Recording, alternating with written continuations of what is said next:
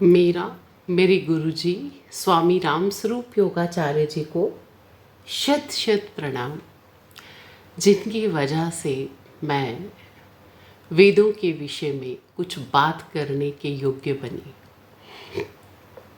मैंने सामवेद गायन शुरू किया है।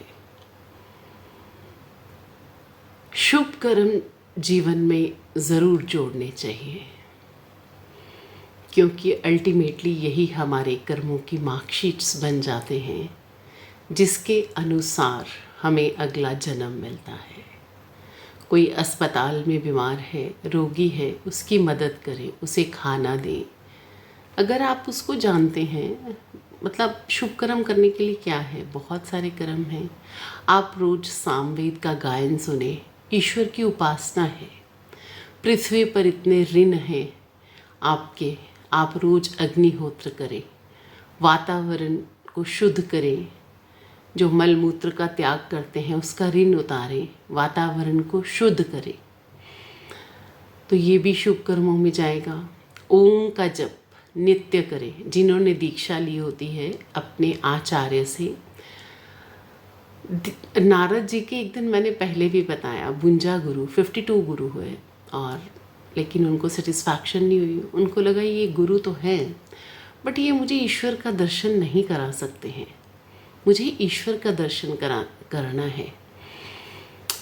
तो फिर जब उन्होंने दोबारा से 52 टाइम्स के बाद गुरु किए, तो जब 52nd गुरु किए तो उनको लगा कि ये मुझे भ्रम तक पहुंचा सकते हैं। तो गुरु ऐसे हों जो आपको भ्रम तक भी पहुंचा सके। हमने तभी सामवेद शुरू किया है। इच्छा है कि लोग सामवेद के अर्थ सहित सामवेद को उठाएं। वेद ही लुप्त हो गए। कठिन कहकर हमारी संस्कृति को पीछे कर दिया गया। वेद कठिन नहीं है। विद्वान आचार्य चाहिए, उन्हें सुनाने के लिए, उनसे समझने के लिए ऋषि ढूंढने पड़ेंगे आपको, तो आपको ये वेद सरल लगेंगे। मैंने अपने गुरुजी स्वामी राम स्वरूप योगाचार्य जी से वेदों का अध्ययन समझा, और मैं इस काबिल बनी कि मैं आप तक ये गान पहुंचा रही हूँ। कोई भी गलती के लिए मुझे क्षमा भी कर देना आप, क्योंकि जीव जो होता है ना, हर कोई इंसान, गुण सदा किसी में नहीं होते पूर्ण, वो तो फिर भगवान बन गया। तो हमें जब किसी से दोस्ती करें तो उसके गुण के बारे में सोचना चाहिए, अवगुण के विषय में नहीं, तो दोस्ती परिपक्व रहेगी। क्योंकि गुण और अवगुण दोनों ही आपको एक्सेप्ट करने हैं। तो उम्मीद करती हूँ श्रोतागण, वैदिक संस्कृति की ओर जाते हुए दर्शक इसको सामवेद के गायन को रूटीन से, जो नहीं सुन रहे हैं वो पार्ट 1 से सुनना स्टार्ट करें। जो सुन रहे हैं वो कॉन्टिन्यूसली सुने। ईश्वर की महान गुरुजी कहते हैं कि जहाँ सामवेद का गायन होता है, जहाँ सामवेद की आहुतियाँ पड़ती हैं, हमने गुरुजी की वॉइस में उन्होंने जो सामवेद पढ़ा है उसको रिकॉर्ड करके, उसमें हमारी एक शिष्या ने उसके गायत्री छंद निकाले हैं, तो उसकी भी रिकॉर्डिंग डाली है, पार्ट 1 और पार्ट 2 आज मैंने अपलोड कर दिया है। तो किसी को आहुति डालनी हो तो वो ओम स्वाहा करके 3 आहुतियाँ डाले, और फिर उसके बाद वो गायत्री छंद की आहुतियाँ डाल सकता है। श्री कृष्ण जन्माष्टमी बहुत करीब आ रही है और श्री कृष्ण को सामवेद अति प्रिय है।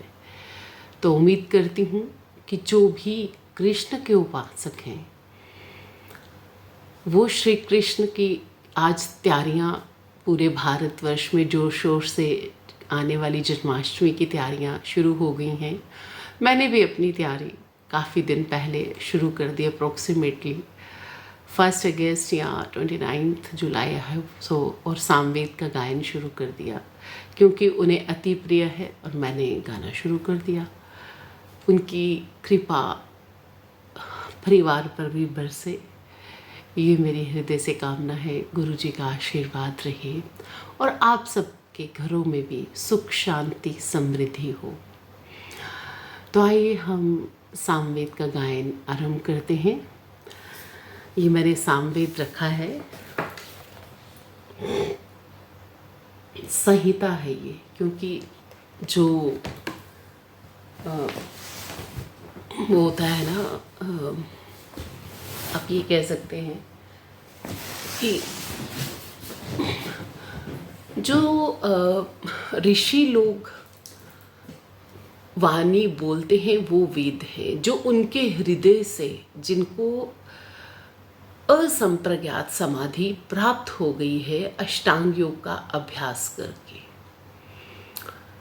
गुरु जी कहते हैं कि योगी पृथ्वी पर एक या दो ही होते हैं, ये ईश्वर का नियम है। परंतु मैंने गुरु जी के अंदर अष्टांग योग की पूरी साधना, बहुत से शिष्यों ने, जो उनके शिष्य हैं, सबने उनसे आसन सीखे हैं। 5 आसन गुरु जी सभी शिष्यों को सिखाते हैं। उसके पश्चात या 2 प्राणायाम। मुझे 5 आसन सिखाने में गुरु जी ने 2 वर्ष लगाए। उन्होंने कहा जब एक आसन सिद्ध होगा तब दूसरा सिखाया जाएगा। और उनका कहना है कि योग ही योग का गुरु बन जाता है। तो जिसको अष्टांग योग सीखने की चाह हो वो वेद मंदिर यूलकेंट ज़रूर जाए, स्वामी जी से मिले। ब्रह्म को पाने की चाह हो, ईश्वर को पाने की चाह हो, वो जाए और उनसे मिले और सीख सकते हैं। तो मेरा सामर्थ्य इतना ही है कि मैं आपको जो गायन शुरू किया है उसको आगे कंटिन्यू करूं। तो आइए हम अपना गायन जो है वो शुरू करते हैं। षष्ठी दशति ही। ओम इदं ह्यन्वोजसा सुतं राधानां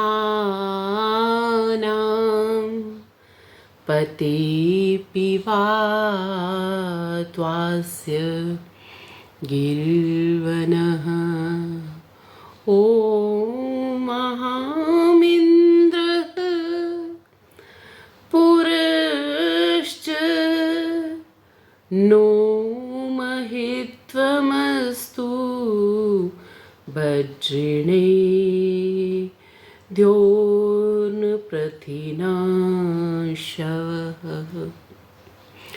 ॐ मातुना इन्द्र शुवन्तं चित्रं ग्रावं संग्रीवाये महाहस्ती दक्षिणे। ॐ अभिप्रगोपतिं गिरेन्द्रमर्चयथा विदे सूनुं सत्यस्य सत्पतिम्। ओ ओ ओ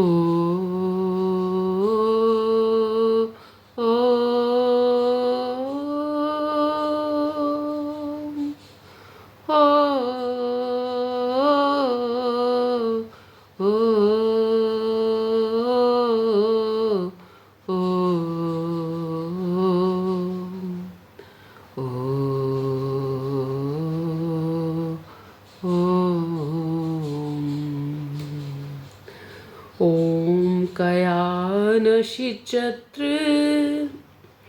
आभुवदूती सदा वृदः सखा कयाशचिष्ठा वृता। ॐ त्यमुवः सत्रासाहं विश्ववासुगीश्वरायतम्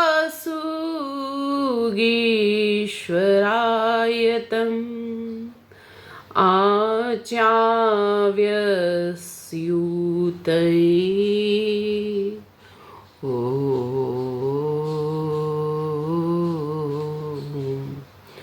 ॐ सरस्वतीम् अद्भुतं प्रियमिन्द्रस्य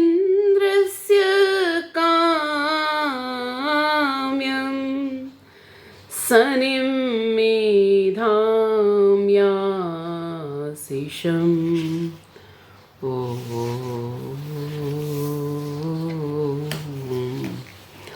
ॐ ये ते पन्थादो दिवो ये विर्वयाश्वमेर्यः उत्शोषन्तु नो भुवः ॐ भद्रं भद्रं न वरिष्ठमूर्जं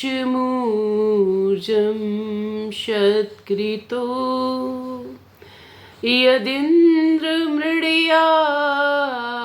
यदिन्द्रमृडयासिनः ॐ अस्ति सोमो अयं सुतः पिबन्त्यस्य मरुतः उत स्वराजो अश्विना